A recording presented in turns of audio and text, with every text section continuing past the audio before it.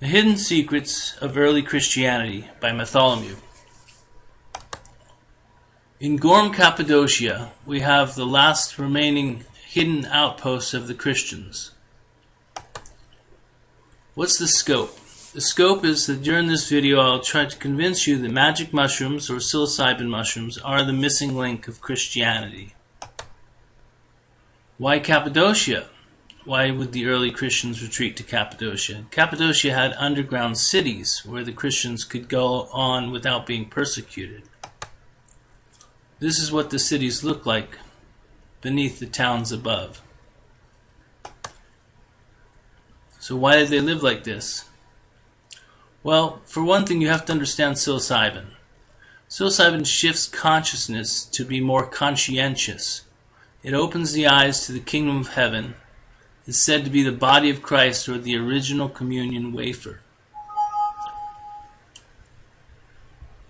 Don't mind the Windows 7. So why was this hidden from the world? To avoid persecution. People whose eyes are open become sensitive to things like the worshipping of stone idols or wooden idols.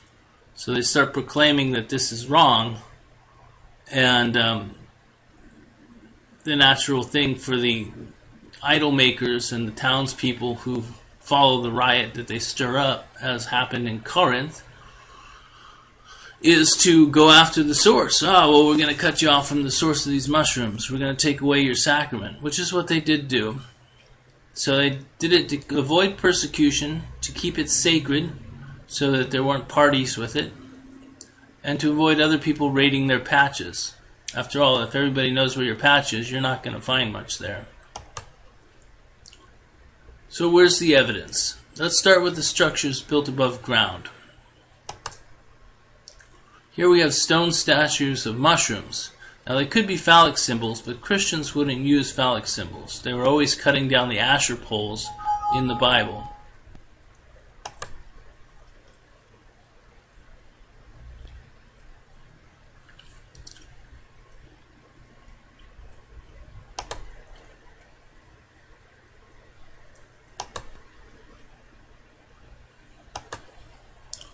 Here we see some of the houses that they lived in, carved just like mushrooms, with a cap, a veil, and a stem.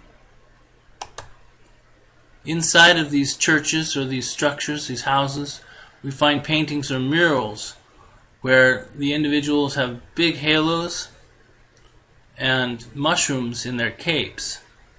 So you can see here the mushroom in the cape, drawn up a little bit bigger here compared to a psilocybin cubensis mushroom.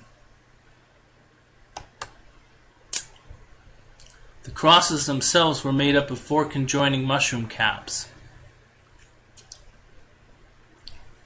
Here we have a early Egyptian mushroom cross, and this is just a portion of it, 1/4 of it.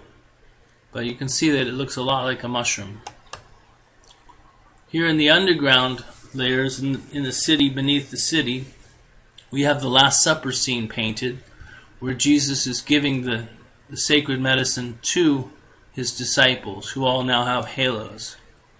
And you can see in the background that there's a big mushroom symbol with the sun coming up over it, and it's all built up of water droplets.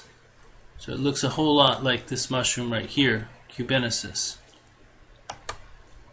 So why wasn't it in the Bibles? Well, it is in the Bibles. Here we have a picture of Jesus on the cross from an early Bible illustration. And the saints are basically looking at this tree of life that Jesus brought to them. You say, well, why is this guy bare? Why isn't he covered? Well, he represents shame, which is what the mushroom exposes in us and wipes away, washes away our sin and our shame. This is from the Canterbury Bible. You can see Jesus sitting above the tree of life. Here depicted as a tree with 3 caps and a bluish-green stem. And here in Notre Dame we see Jesus looking back at mushrooms. This is the stained glass windows of the church that recently burned. And here another stained glass picture where Jesus' disciples the saints have mushrooms in their halo. See how it's got a blue rim and a gold cap top, white stems. The very domes, the onion domes, are actually mushroom domes. So they encoded it into the art even after they forgot about it.